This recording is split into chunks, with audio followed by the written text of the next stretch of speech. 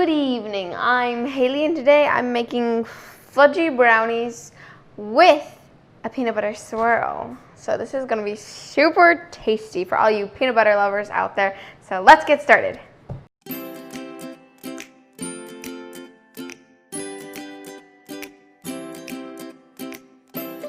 I personally am not a big fan of peanut butter, but I do like peanut butter. I'm just not like really in love with peanut butter, but I'm sure I'll love these. The first thing I'm going to do is melt the chocolate. I have 3/4 cup of semi-sweet chocolate chips and 3/4 cup of salted butter. And I'm going to put the butter in the bowl with my chocolate chips. And then I'm going to use a double broiler to melt the chocolate. So I've got a pot filled about halfway with simmering water, and then I'm going to set my bowl over the water, make sure it's not in the water.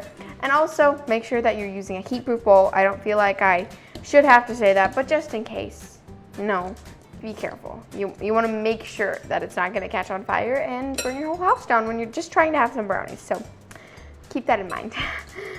And I'm just going to wait for that to melt. Something that would be very helpful to do when you're melting your butter is to cut it up into small pieces. That way it's already separated and it'll melt faster.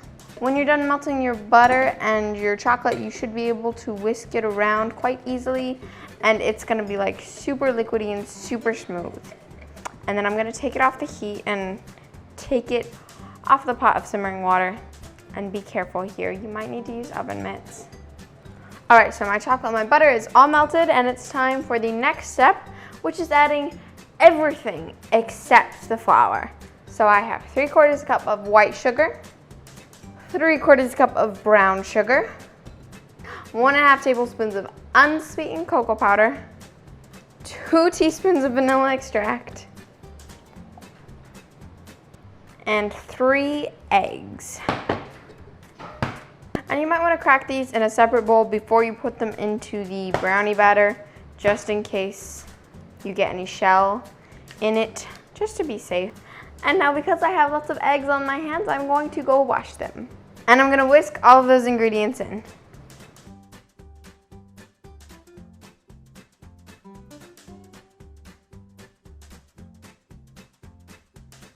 Okay, now all of my ingredients are nicely combined, and this part is optional. If I can get this into my measuring, yeah, I can't get it out. I'm using a drop of Almond Extract, which is 1/32 of a teaspoon. So it's not very much, but it's all about the subtlety of flavors. And now I'm gonna stir the almond extract in. All right, now all of my ingredients are combined except for the flour. This is the last part to make the brownie base. I'm gonna add in about half of my flour at first and mix it in, and then I'm gonna add in the other half. So this is 1 cup of flour. And make sure that when you measure it, you spoon it into the measuring cup and you level it off so that you don't pack too much flour in, because it'll make your brownies too floury. So I mixed in the first half of my flour, and now I'm going to mix in the rest of my flour. And try not to overmix it right now, so just kind of fold it in. I'm actually going to switch to a spatula to finish mixing my brownie batter, because a lot of times with a whisk, it's easy to just beat things up, and I really want to make sure to not overbeat it. Folding in the flour. Folding in the flour.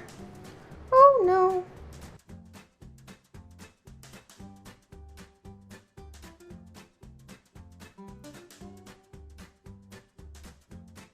Okay, and once you've finished mixing in your flour, we're going to set this brownie base aside, and I'm gonna make the peanut butter swirl. Okay, so now I'm going to make the peanut butter swirl. And about a medium bowl or a small bowl, it could probably fit in either one, I'm gonna combine all of my ingredients. So I've got 5 tablespoons of powdered sugar, and if you have a sifter, I would recommend sifting this so that it's easier to combine, because you don't want any lumps. But if you don't have a sifter, don't worry about it, and you can just skip this step. And then I'm going to add 2/3 cup of creamy peanut butter, And then I'm also gonna add 2 tablespoons of heavy whipping cream and half a teaspoon of pure vanilla extract. Okay. And then I'm gonna mix all of that together until it forms one big glob. After you mix together all of your ingredients for the peanut butter swirl, then it should be very smooth, but if it's not, if it's kind of like this, then you're gonna need to add another tablespoon of heavy whipping cream. Okay, my peanut butter is looking so much smoother now, and now it's time to bake these. Okay, so before you jump straight into pouring your brownie batter in your pan, we have to prepare the pan first, and this is a very important step. So first, I am going to spray the whole pan with cooking spray. Oh my gosh! Okay, I almost dropped it, that was not good. And then I have a strip of parchment paper, and you'll notice that this is not big enough to cover all of the sides of my pan, just big enough to cover 2 of the sides. So it's gonna go across and cover 2 of the sides, and the other 2 sides are not going to be covered by parchment paper, but they're just gonna be greased. And the reason I'm using parchment paper is so that it'll be easier to remove later.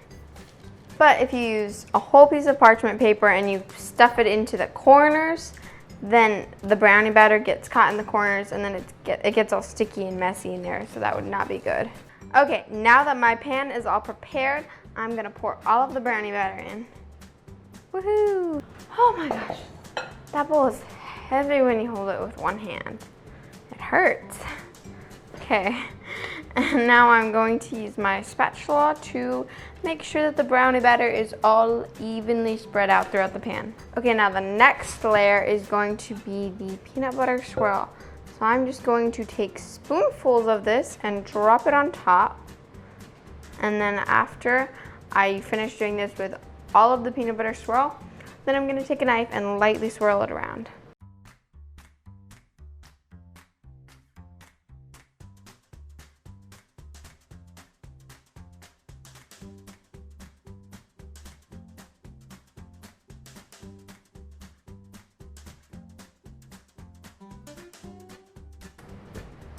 Okay, I'm completely done with my peanut butter swirl and everything, and now it's finally time to bake them.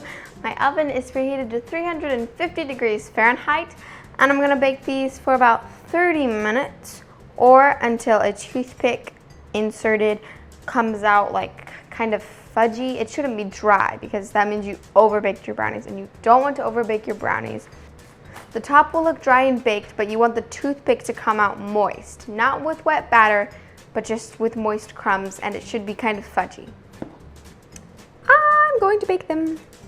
Okay, I'm back. I finished baking my brownies. I baked them for 30 minutes exactly. And when I took them out, I didn't really think they were done because they were still kind of like jiggly, but when I stuck a toothpick in it, then it came out mostly clean. So I just went ahead and took it out, and then you have to wait to eat them so that they can finish baking.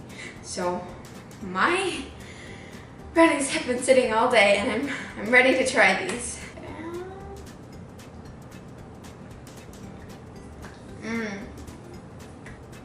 These are very good. They're so soft and so fudgy, and oh my gosh, it's amazing. It's a good brownie. I mean, I like it a lot more than I thought I would. It's a super good brownie with some peanut butter on top. So if you love peanut butter, I definitely recommend making this because it's really good. Well, thank you so much for baking with me today. Let me know if you ever make peanut butter swirl brownies, and please share my videos so that everybody else can find this delicious recipe, and I'll see you next time on You're Stirring It Wrong. I don't know, I must be tired. I only got like 4 hours of sleep, so words aren't forming sentences in my brain today.